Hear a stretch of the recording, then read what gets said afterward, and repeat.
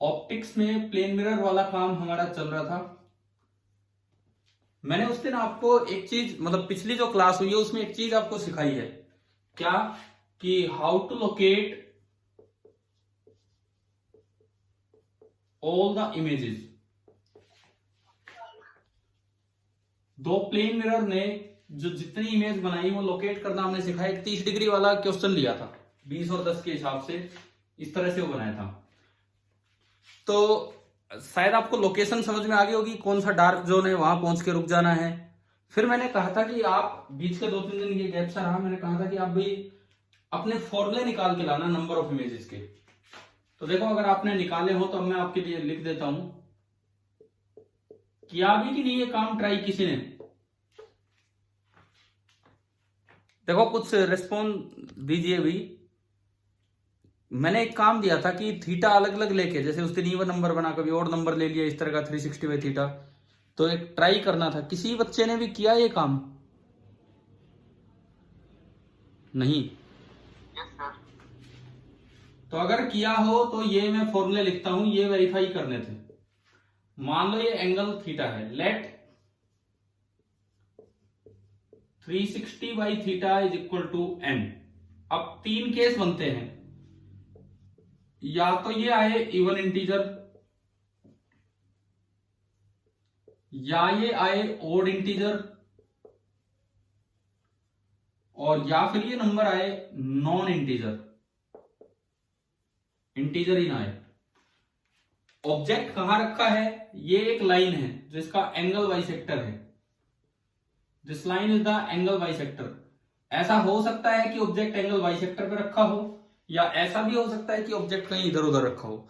हमने एक क्वेश्चन लिया था 30 डिग्री वाला, आप बताएं उसमें हमने ऑब्जेक्ट को एंगल बाइसेक्टर पे रखा था कि साइड में रखा था?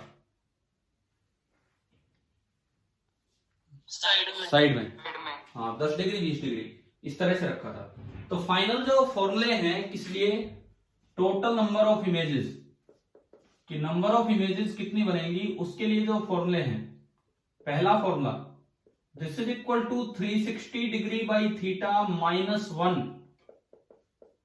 इफ, ये मैंने इसको n बोला है, इसको n बोला है, so this is n-1 if n is even.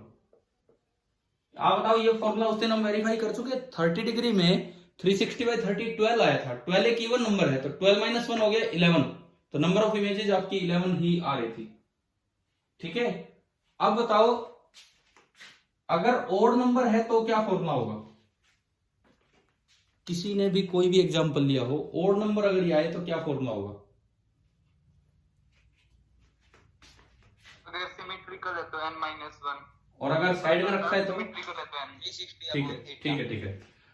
इसमें आएगा कि 360 degree upon theta -1 if placed on angle bisector. अगर एंगल बाइसेक्टर पे रखा है तो n is equal to 360 upon theta if not placed symmetrically. कहीं साइड में रखा है तो। ये फॉर्मूले तब हैं, ये वाले फॉर्मूले तब हैं जब n कैसा नंबर हो? Odd number. ये वाला फॉर्मूला तब है जब जो n है 360 अपॉन थीटा, जिसको हमने n बोला है। कई बुक्स जैसे n बोल देती है नंबर ऑफ इमेज को, बात एक ही है, हमने n इसको बोल दिया है, इससे कोई फर्क नहीं पड़ रहा। अगर ये इवन नंबर है तो चाहे सिमेट्रिकली रखा हो चाहे साइड में रखा हो, इवन नंबर है तो नंबर ऑफ इमेज होंगी n-1, और ऑड नंबर है तो नंबर ऑफ इमेज होंगी, अगर सिमेट्रिकली रखा है तो 360 बाई थीटा -1, और अगर एसिमेट्रिकली मतलब इधर उधर रखा है तो 360 बाई थीटा। तीसरा केस और बचता है, अगर ये नॉन इंटीजर होगा तो बताओ क्या होगा? कोई जरूरत तो नहीं है ना, इवन आए ओड आए, 3.5 आ गया, 3.6 आ गया, ऐसे केस में बताओ कितनी इमेज होती? देखो अगर तुक्का मारना हो, तुक्का लगाना हो, तो जो नंबर ऑफ इमेज आप लेंगे, बाकी अवॉइड करें इसको अगर टाइम है तो। ज्यादातर बार ये सही आंसर देता है लेकिन हमेशा नहीं। ये क्या होता है, ऐसे लिखना मैथ्स में पढ़ा है क्या हमने कभी? ग्रेटेस्ट इंटीजर, क्या मैथ्स में ये फंक्शन आया है कभी? ग्रेटेस्ट इंटीजर फंक्शन इसका मतलब क्या होता है कि अगर 3.8 आया तो आप 3 ले लीजिए, इंटीग्रल पार्ट ले लीजिए। 3.9 भी आया तो भी आप 3 ले लीजिए, 3.1 भी आया तो भी आप 3 ले लीजिए। लेकिन इस केस में बेटर है to locate and count the number of images. But अगर आपके पास इतना टाइम नहीं है तो आप ये काम कर सकते हैं। मोस्ट ऑफ द टाइम ये सही आंसर दे जाता है, लेकिन हमेशा नहीं। हाँ भाई बताओ, ये समझ में आया मैंने क्या लिखा है? आपने 360 अपॉन थीटा निकाला, सपोज वो 3.4 आ गया तो नंबर ऑफ इमेज 3 आएंगी, 3.8 आया तो भी नंबर ऑफ इमेज 3 आएंगी, बट श्योर नहीं है। तो आप अगर टाइम है तो आप उसको जिस तरह से उसने लोकेट किया था सर्कल बना के, उस तरह से आप लोकेट कर सकते हैं एंड देन आगे आप चला सकते हैं इस काम को।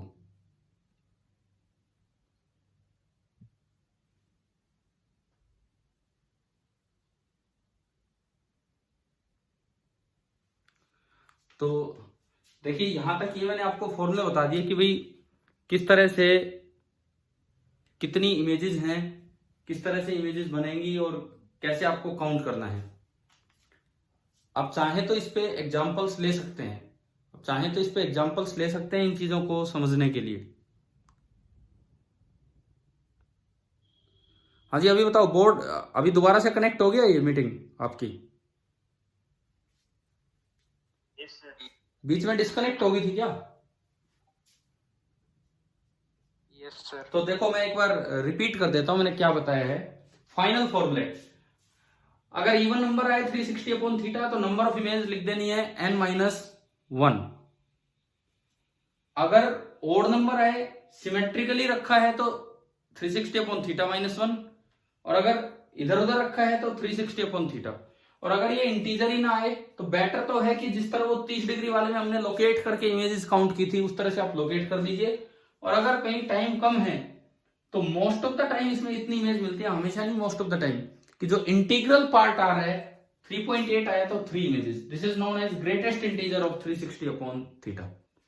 चलिए ये फॉर्मूले आ गए समझ में आपको कि किस तरह से आपको इमेजेस लोकेट करनी होती, कितनी इमेजेस बनेंगी वो। हाँ भी बताओ, चले आगे बढ़े।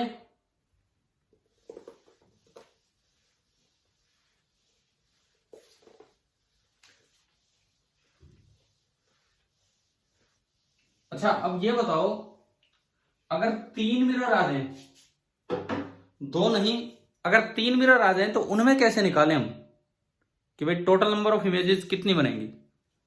अगर आपको 3 मिरर दे दिए जाएं तो उनमें हम किस तरह से टोटल नंबर ऑफ इमेजेस निकालेंगे, ये चीज आप बताइए।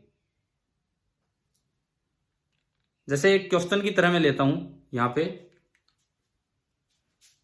फॉर एग्जाम्पल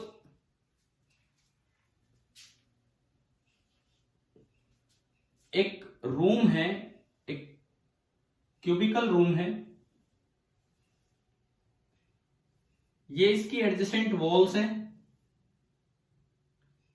क्यूबिकल रूम है, ये इसकी एडजेसेंट वॉल्स हैं एंड ये फ्लोर है। 3 साइड हमने दे दिए, क्यूबिकल रूम है और ये इसकी एडजेसेंट वॉल्स हैं और फ्लोर, 3 चीजें आपको दिखा रखी हैं और इन तीनों पे मिरर लगा रखा है। आप जैसे कहीं किसी शोरूम में गए हो, दुकानों में गए हो, वहां पे चेंजिंग रूम होते हैं, आप ट्राई करते हैं अपने कपड़े वगैरह, तो उसमें अगर आप चेंजिंग रूम में जाएंगे तो शायद दीवारों पे मिरर ही मिरर दिखते हैं आपको, प्लेन मिरर 2-3 दीवारों पे दिख जाते हैं। हाँ भाई ऐसा होता है कि नहीं बताओ? ठीक है, तो हम दीवारों पे, सारी दीवारों पे नहीं, 2 दीवारों पे और एक नीचे फ्लोर पे, 2 दीवारों पे और एक नीचे फ्लोर पे, 3 जगह हमने माना कि ये 3 परपेंडिकुलर मिरर्स, प्लेन मिरर्स लगे हुए इस तरह से। और यहां कहीं ऑब्जेक्ट है, यहां कहीं बाहर बीच में, जो इसके भी रिफ्लेक्टिंग साइड में है, इसके भी रिफ्लेक्टिंग साइड में है और नीचे वाले के भी रिफ्लेक्टिंग साइड में है।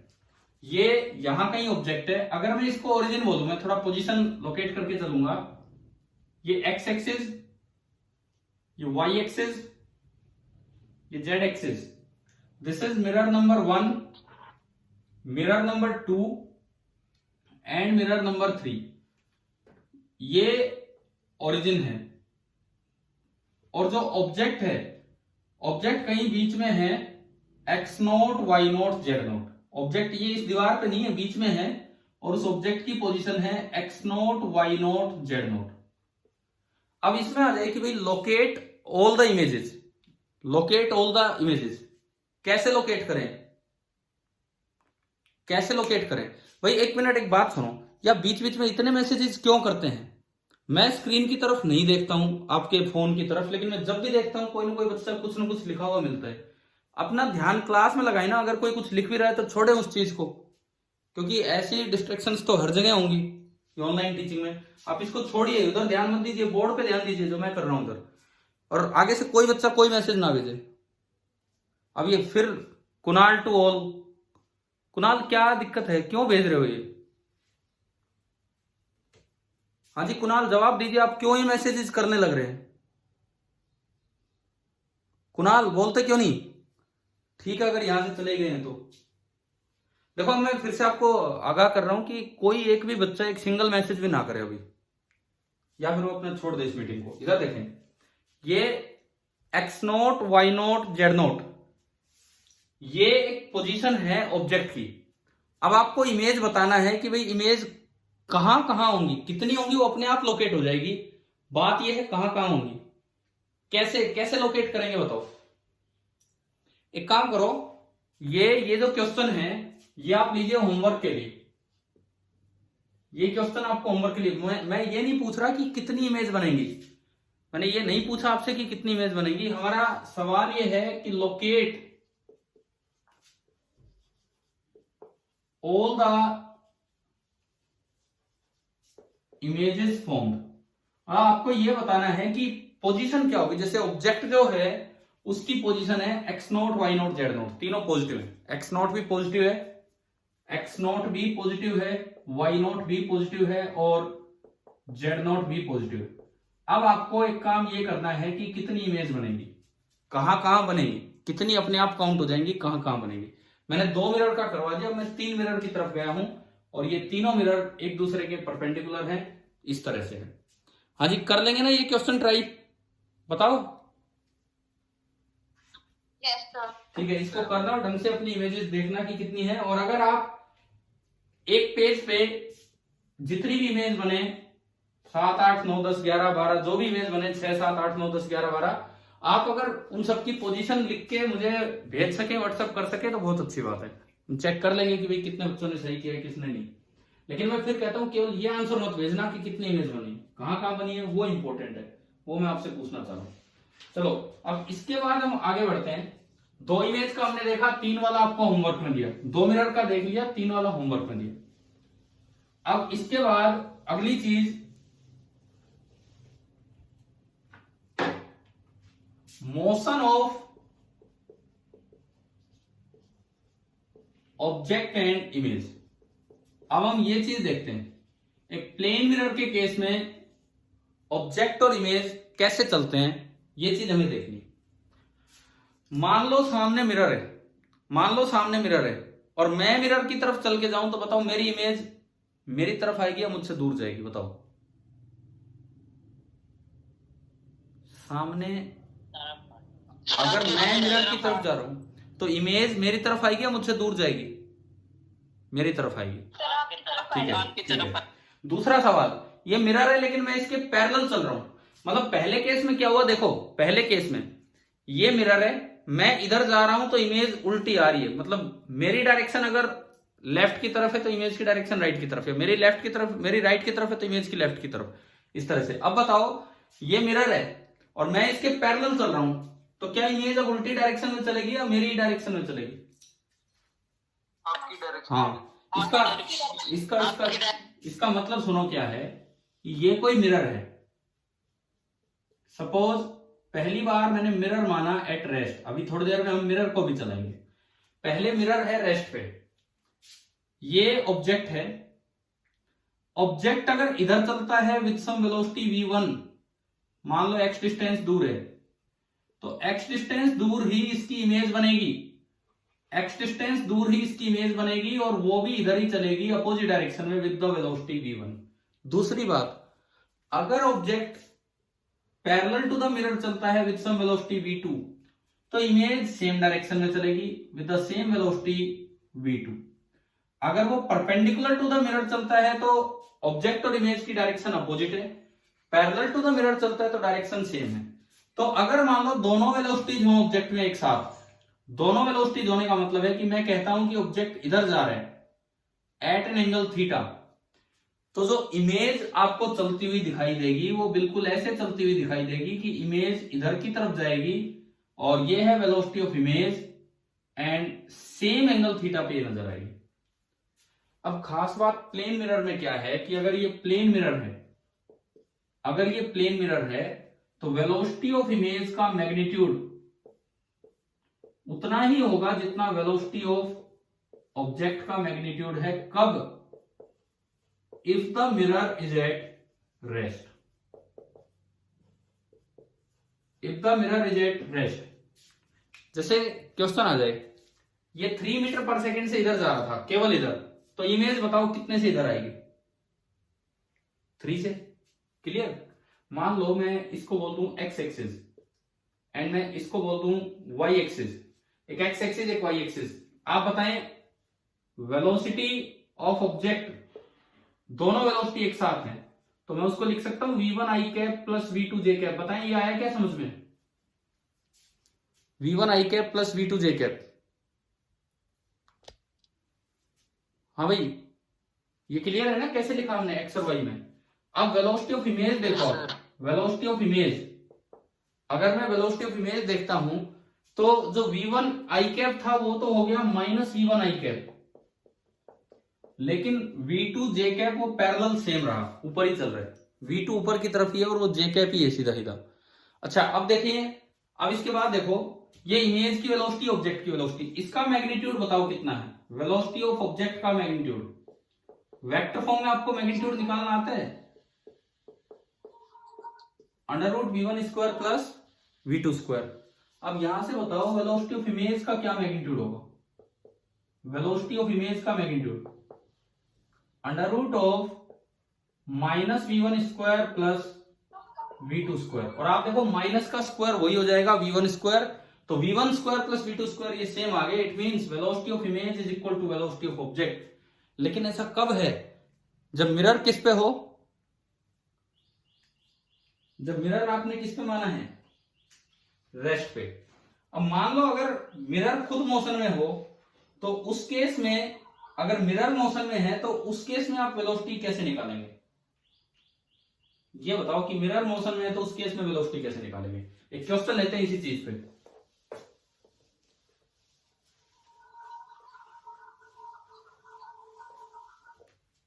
देखिए जैसे मान लीजिए ये मिरर है और मिरर इधर की तरफ जा रहा है विद वेलोसिटी ऑफ 5 सेंटीमीटर पर सेकेंड। इस वेलोसिटी से मिरर इधर की तरफ जा रहा है। ये ऑब्जेक्ट है, इसकी वेलोसिटी इस लाइन के साथ 37 डिग्री एंगल पे है और इसकी वेलोसिटी है 10 सेंटीमीटर पर सेकेंड। ये ऑब्जेक्ट इधर जा रहा है। तो आपसे पूछा है कि find the magnitude of velocity of image इस वक्त। ये जो भी दिखाया गया है इस समय इमेज की वेलोसिटी कितनी होगी और किधर होगी, ये आपको पता लगाना है। हमने बस चेंज क्या कर दिया कि मिरर को भी चला दिया, और कुछ चेंज नहीं किया है, मिरर को भी चला दिया, ये चेंज किया। देखो कैसे करें, सुनिए, तरीका सुनिए। सबसे पहले आप ऑब्जेक्ट की वेलोसिटी के कंपोनेंट्स करवाएं। ऑब्जेक्ट की वेलोसिटी के कंपोनेंट, हाँ भाई ये कंपोनेंट कितना होगा बताओ? cos 37 की sin 37? cos 37 degree. cos 37 कितना होता है? कितना होता है cos 37? 3 4 5 वाले ट्रायंगल। हाँ ये 3, ये 5, ना सॉरी ये 5, ये 4 और 5 और 3 के बीच का एंगल है 53 डिग्री, ये 37। तो cos 37 आपका होगा 4/5। 4/5 तो ये आ गया 8 सेंटीमीटर पर सेकेंड। एंड ये वाला कंपोनेंट कितना होगा, ये वाला कंपोनेंट 10 sin 37। sin 37 यहां से दिख रहा है 3/5, तो 3/5 तो ये कितना हो गया 6 सेंटीमीटर पर सेकेंड। आप बताओ कि आपको ऑब्जेक्ट की दोनों वेलोसिटी समझ में आ गई है, कैसे निकाली हमने? हाँ भाई, ऑब्जेक्ट के दोनों कंपोनेंट क्लियर हो गए ना, कैसे निकाले? अब देखो इमेज, आप एक बार एज्यूम कर लो कि इमेज किधर चल रही होगी। ये कंपोनेंट इधर है, तो आप इमेज की वेलोसिटी का एक कंपोनेंट तो इधर मान लो, और जो पैरेलल कंपोनेंट है वो पैरेलल ही रहता है। एक कंपोनेंट पैरेलल मान लो, एक मैंने V1 माना और एक V2 माना। ये हमारी अजम्पशन है कि अगर ये ऑब्जेक्ट इधर आ रहा था तो हमने V1 इधर मान लिया, और ये ऊपर जा रहा था तो ये भी ऊपर मान लिया। यहां तक का स्टेप आ गया समझ में, कैसे निकाला ये? अब V1 V2 कैलकुलेट करने, तो हम जो रिजल्ट जानते हैं वो तब जानते हैं जब मिरर रेस्ट पे हो। मिरर रेस्ट पे नहीं है तो सबसे पहले मिरर को रोक दीजिए। अगर मिरर रेस्ट पे नहीं है तो सबसे पहले आप मिरर को रोक दीजिए। मिरर को रोकने का क्या तरीका होगा? कुछ नहीं तरीका, जितनी उसकी वेलोसिटी अपोजिट डायरेक्शन में हो घटा दो, अपोजिट डायरेक्शन में ऐड कर दो, परंतु जो उसमें ऐड किया वो सब में ऐड होगा। कैसे? देखो हमने क्या किया, इसमें 5 मीटर पर सेकेंड, इस डायरेक्शन में 5 सेंटीमीटर पर सेकेंड इधर ऐड किया, तो वो ऐड इसमें भी करना पड़ेगा और वो ऐड इसमें भी करना पड़ेगा। अब देखो, अब एक नया डायग्राम बनेगा भाई, इसमें 5 इधर ऐड किया तो इसमें भी 5 इधर ऐड होगा और इसमें भी। एक सिचुएशन में जो काम एक में किया वो सबके साथ करना पड़ता है। तो अब आप अगला डायग्राम बनाएंगे विद रेस्पेक्ट टू मिरर, जब मिरर रेस्ट पे आ चुका है। ऊपर वाला जो डायग्राम था वो विद रेस्पेक्ट टू ग्राउंड था, और अब आपने डायग्राम बनाया विद रेस्पेक्ट टू मिरर। आप देखो मिरर की वेलोसिटी कितनी है फिलहाल, कितनी है बताओ? मिरर की वेलोसिटी 0। ये दोनों कैंसिल हो गए, यानी कि मिरर जो है वो रेस्ट पे आ चुका है। अब आप ऑब्जेक्ट की वेलोसिटी देखो, आगे की तरफ कितनी है? आगे की तरफ 8 आगे थी, 5 इसकी पीछे ऐड हुई, तो आगे की तरफ ऑब्जेक्ट की वेलोसिटी बची 3 सेंटीमीटर पर सेकेंड। ऊपर की तरफ तो कोई चेंज ही नहीं है क्योंकि ये तो 5 इधर ऐड हुआ। ऊपर की तरफ आपकी है 6 सेंटीमीटर पर सेकेंड। हाँ जी भाई, यहां तक क्लियर हुआ ना ये? ठीक है। अब मैं आता हूं इमेज पे। इमेज की वेलोसिटी इधर की तरफ कितनी है? V1 तो हमने मानी थी जो विद रिस्पेक्ट टू ग्राउंड है, लेकिन मिरर को रेस्ट पे लाने के चक्कर में 5 और इधर आ गई, तो कितनी होगी बताओ इस डायरेक्शन में? अभी आ रहा है क्या समझ में? क्लियर है? V1 + 5, और ऊपर की तरफ जो है वो तो V2 ही है। ऊपर की तरफ जो है दैट इज V2। अब क्योंकि मिरर रेस्ट पे है तो आप अपना पिछला रिजल्ट लगा लीजिए। पिछला रिजल्ट क्या था कि जब मिरर रेस्ट पे होता है तो पैरेलल कंपोनेंट तो सेम रहते हैं और जो परपेंडिकुलर कंपोनेंट है वो रिवर्स हो जाता है। तो रिवर्स तो ये दिखाई रखा हमने, यानी कि ये इसके बराबर और ये इसके बराबर। तो V2 तो बराबर आ गया आपका 6 सेंटीमीटर पर second. V1 + 5 is 3। V1 + 5 is 3। तो यहां से बताओ V1 कितना आया? -2। अब -2 का क्या मतलब है? -2 का क्या मतलब है कि आपने जो डायरेक्शन एज्यूम की थी वो गलत है। दरअसल इधर नहीं चल रहा होगा। देखो ये पहला डायग्राम था, ये था विद रिस्पेक्ट टू ग्राउंड।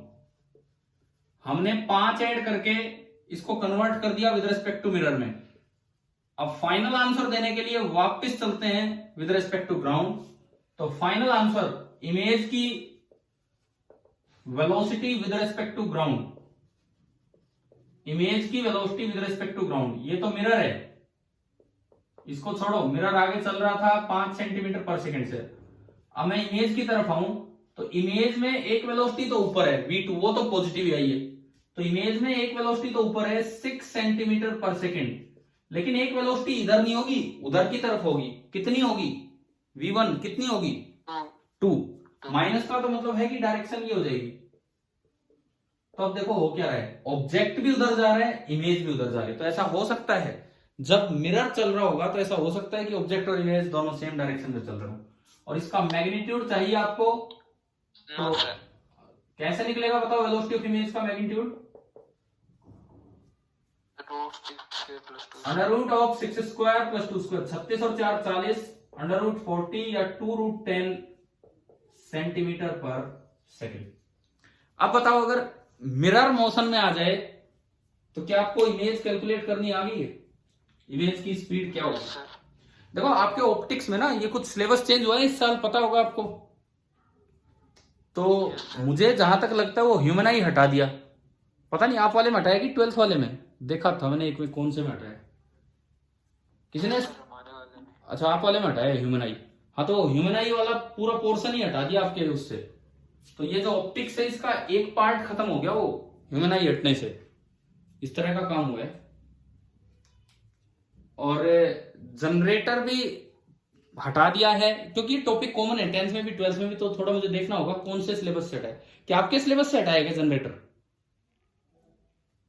जो हम, हाँ शायद जो हम पढ़ चुके पीछे मैग्नेटिज्म में वो पूरा पढ़ चुके, लेकिन शायद वो भी हट गया। एक बार मैं भेज दूंगा, आप देख लेना क्या सिलेबस है क्या नहीं। चलो ऑप्टिक्स में ह्यूमन आई हट गया तो आधा पार्ट कम हो गया। अब आप ये बताओ, लेकिन एक बार ये देखना पड़ेगा क्या एनटीएससी या इन सब में तो नहीं डाल देंगे बाद में, क्योंकि वैसे तो होना नहीं चाहिए जब सिलेबस से ही हटा दिया गया है तो इस साल। पर देखते हैं हम इस चीज को समझते हैं।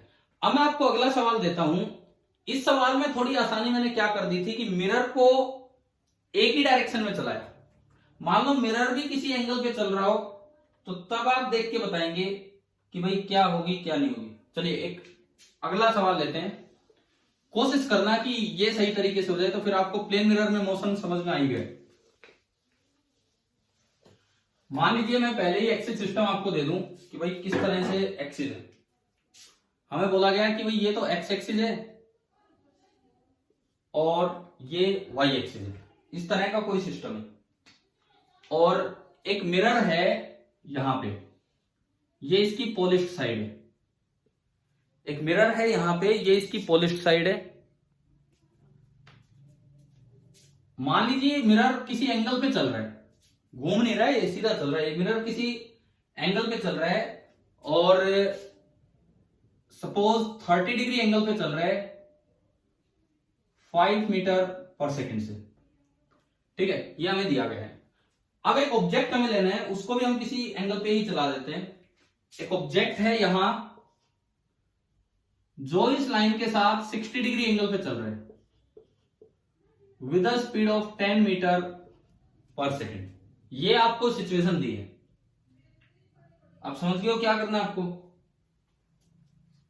Right the expression for velocity of image in rectangular component form. Rectangular component form क्या होती है? रेक्टेंगुलर कंपोनेंट फॉर्म का मतलब होता है I cap and J cap form. मैंने मैग्नीट्यूड पूछने की बजाय आपसे I cap J cap form में ये पूछ लिया कि ये कैसे होगा। हाँ भाई क्वेश्चन आ गया क्या समझ में? क्या करना है क्या नहीं करना है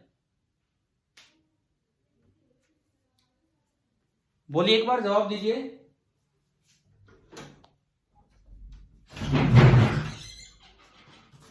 यस सर। तो आप स्टार्ट कीजिए कि कैसे करना होगा। इस बार हमने किसी एंगल पे चला दिया मिरर को भी।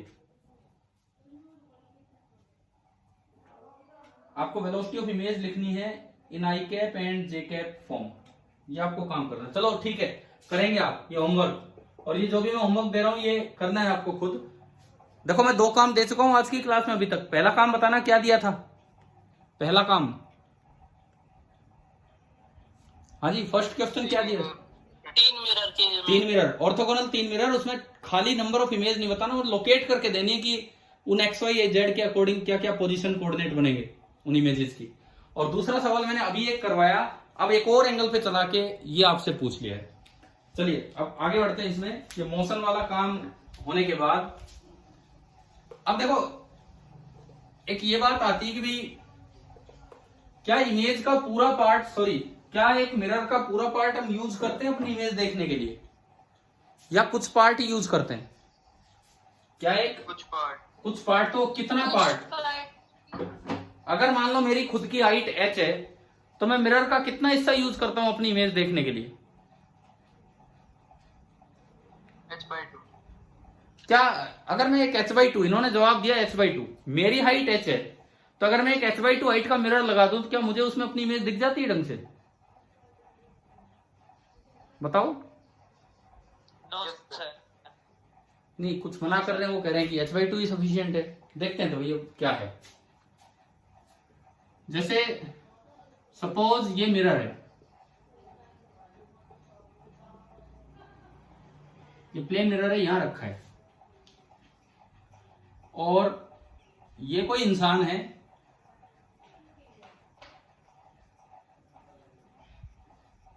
ये इसकी आंख है, आई पॉइंट, ये हेड पॉइंट, और ये फुट पॉइंट, फीट नीचे। अगर मान लो ये यहां से x डिस्टेंस इधर है, तो मुझे कितना मिरर का पार्ट यूज करना है अपनी इमेज देखने के लिए? पहला सवाल, क्या वो इस डिस्टेंस पे डिपेंड करेगा कि नहीं करेगा? कि भाई मैं अगर दूर जाऊं तो कम पार्ट से भी इमेज दिख जाएगी, पास आऊं तो कम से नहीं दिखेगी? बताओ। करेगा सर। दोबारा से सुनो, हम पूछ क्या रहे करेगा हैं, सर डिपेंड। सुन लीजिए एक मिनट। सवाल मेरा ये है कि अगर इस आदमी की हाइट h है, तो what is the minimum height of mirror required to see his complete image? वो अपनी पूरी इमेज देखना चाह रहा है, तो उसके लिए मिनिमम हाइट कितनी जरूरत पड़ेगी? देखो एक बात सुनो, कभी कभार अगर कोई क्वेश्चन चल रहा है और आपकी मीटिंग बीच में ऑफ हो जाए, तो मैं वो रिकॉर्ड कर ही देता हूं, तो यार आप उस वीडियो लेक्चर का एंड का पार्ट एक बार देख लिया करो, ठीक है? अगर कभी ऐसा हो, क्योंकि ये मीटिंग का तो 40 मिनट की लिमिट होती है, जितनी देर चलेगी। देखते हैं हम इधर। अब मैंने ये पूछा, क्या ये minimum height of mirror required x पे डिपेंड करेगी या नहीं करेगी? बताओ, इसका जवाब दो। नहीं करेगी सर। देखो कुछ बच्चे कह रहे हैं करेगी और कुछ बच्चे कह रहे हैं नहीं करेगी। अभी देखते हैं इस चीज को। सबसे पहले आप इमेज बनाओ। तो इमेज तो प्लेन मिरर इतनी ही बड़ी इमेज बनाता है। प्लेन मिरर कोई मैग्निफिकेशन नहीं करवाता है। Plane mirror does no magnification, exactly उतने ही साइज की इमेज बनाता है और उतनी ही दूर बनाता है ना भाई? प्लेन मिरर का ये तो आपको पता ही होगा कि पीएम प्लेन मिरर, पहली बात नो मैग्निफिकेशन, कोई मैग्निफिकेशन वो नहीं करवाएगा। और दूसरी बात लेटरल इन्वर्जन। लेटरल इन्वर्जन का क्या मतलब है? लेटरल इन्वर्जन का क्या मतलब है? Right left. हाँ, आप अपना नाम ही लिख के देखोगे। जैसे ये प्लेन मिरर है, ये कोई प्लेन मिरर है, सपोज मैंने अपना नाम हिंदी में लिख दिया यहां पे। तो अब अगर मैं इस मिरर में देखूं, तो ये मिरर में लेटरल इन्वर्जन, जो पार्ट यहां है वो नियरेस्ट बनेगा। कोशिश करता हूं मैं बनाने की। ये, उसके बाद ये तय वाला पार्ट, फिर ये और दूर, एंड देन ये, एंड लास्ट में ये। मतलब जो पार्ट दूर है वो दूर बनता चलेगा और जो पास है वो पास बनता चलेगा। क्या ये समझ में आ रहा है क्या है लेटरल इन्वर्जन? है ना? इसीलिए आप जब गाड़ी में, अपने खुद के व्हीकल में, जो रियर व्यू मिरर होता है, रियर व्यू मतलब पीछे का देखने के लिए ड्राइवर के साइड में जो मिरर होता है, अगर पीछे कुछ लिखा भी होगा तो वो हमेशा उल्टा दिखता है उसमें, हमेशा उल्टा। इसीलिए एम्बुलेंस पे आपने कभी देखा एम्बुलेंस किस तरह से लिखा होता है? बताओ। वो इस तरह लिखते हैं कि पहले ये इमेज लिख दी, पहले ये ऑब्जेक्ट बना दिया, तो इसकी जब इमेज आप मिरर में देखो तो सीधा होके दिखेगी। तो एम्बुलेंस पे इस तरह लिखा रहता है कि ताकि ड्राइवर को बार बार मुड़ के ना देखना पड़े क्या आ रहा है, वो अपने मिरर में देखे तो उसको समझ में आ जाए कि भाई ये एम्बुलेंस आ रही है। ठीक है, ये होता है लेटरल इन्वर्जन। तो अब हम बात करते हैं कि ये कितनी हाइट मिरर की चाहिए और कितनी, क्या ये एक्स पे डिपेंड करेगी या नहीं करेगी? कितनी हाइट मिरर की चाहिए और क्या ये एक्स पे डिपेंड करेगी या नहीं करेगी? दो बातें हैं। देखिए सुनिए, सबसे पहली चीज, आप यहां आपको इमेज बनानी है, सॉरी यहां तक रेज पहुंचानी है। तो एक रे तो लो हेड से, ये हेड की इमेज है, ये फुट की इमेज है। एक रे तो लो आप हेड से और वो आपकी आंख तक यूं आए। दरअसल वो हेड से आई नहीं है, वो यहां से नहीं आई है, वो इधर से आई है। वो ऐसे गई होगी, रिफ्लेक्ट होगी यूं आई होगी। ठीक है, साथ ही साथ एक आप अपना लोअर पार्ट देखना चाह रहे हो, ये लास्ट पार्ट, तो यहां से भी ये रे यूं आनी है, यूं, तो ये भी यहां से नहीं आई एग्जैक्टली, तो ये रे यहां से गई होगी और ऐसे गई होगी। अब देखो बाकी मिरर आपके काम का नहीं है, आपको जो इमेज नजर आ रही है वो किस पार्ट की वजह से नजर आ रही है? आपको जो इमेज नजर आ रही है अपर पार्ट यहां से नजर आ रहा है और लोअर पार्ट यहां से नजर आ रहा है। तो जो हाइट ऑफ मिरर रिक्वायर्ड है वो तो ओनली ये है एच डैश, ना इस पार्ट की कोई रे मेरी आंख पे आई, ना इस पार्ट की कोई रे मेरी आंख पे आई। पहले बताओ क्या डायग्राम समझ में आया यहां तक? Yes sir. ठीक है, अब देखो इसके बाद देखिए आगे, तो ये एच डैश हम कैसे निकालेंगे अब वो समझिए आप। केवल सिमिलर ट्राइंगल्स का यूज करेंगे। ये ई है, मान लो मैं इसे ए बोलता हूं और इसको बी बोलता हूं, तो आप देखिए triangle E A B is similar to triangle E H dash F dash. बताओ ये आ रहा है क्या समझ में? ई ए बी और ई एच डैश एफ डैश दोनों सिमिलर है, एक एंगल कॉमन है, ये दोनों लाइन पैरेलल है, तो ये कोरस्पॉन्डिंग तो सारे एंगल्स इक्वल हो गए। हाँ जी, क्लियर है ना ये चीज? ठीक है, सिमिलर ट्राइंगल्स में साइड्स का रेशियो और परपेंडिकुलर का रेशियो सेम होता है। तो आप क्या करो, एक परपेंडिकुलर इसमें डाल दो और एक परपेंडिकुलर अगले पे भी जाने दो, इस ट्राइंगल पे। ये लेंथ कितनी है यहां से देख सकते हो, ये लेंथ कितनी है x, और ये पूरी लेंथ कितनी है 2x, और छोटी ट्राइंगल की एक साइड है एच डैश और बड़ी ट्राइंगल की एक साइड, क्योंकि पूरी इमेज बनाता है प्लेन मिरर, तो ये एच ही है। तो जब आप रेशियो ऑफ साइड्स लेंगे तो H dash upon H, this is the ratio of sides, this is same as the ratio of perpendiculars, x upon 2x, x से x कैंसिल हो गया, so H dash comes out to be h/2। और खास बात, सबसे main बात, कि this result is independent of x।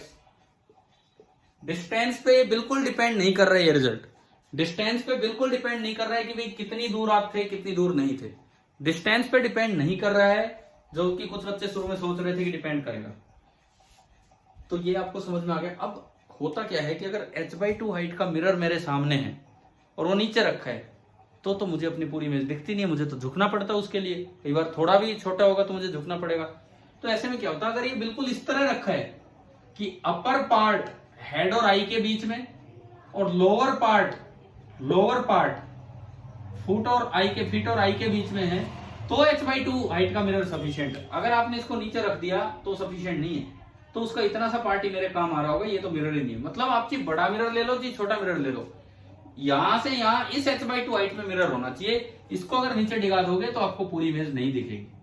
Clear है? तो ये आपकी हाइट रिक्वायर्ड है h/2। तो अभी इस क्लास के बाद, ये तो बीच में ऑफ हो गया था, लेकिन कोई बात नहीं, यहाँ पे पूरा वीडियो रिकॉर्डिंग आप देखना पूरा। 2 क्वेश्चन मैंने आपको दिए हैं, एक तो पहला दिया 3 ऑर्थोगोनल मिरर्स हैं, प्लेन मिरर, और एक सामने ऑब्जेक्ट रखा है, तो उससे नंबर ऑफ इमेजेस कितनी है और लोकेट करना कहाँ है। और दूसरा काम, वो जो मिरर को चला दिया, प्लेन मिरर को, ऑब्जेक्ट को भी चला दिया, दोनों को एंगल्स पे चलाया, तो वेलोसिटी ऑफ इमेज को आपको आई कैप जे कैप फॉर्म में लिख के चलना है।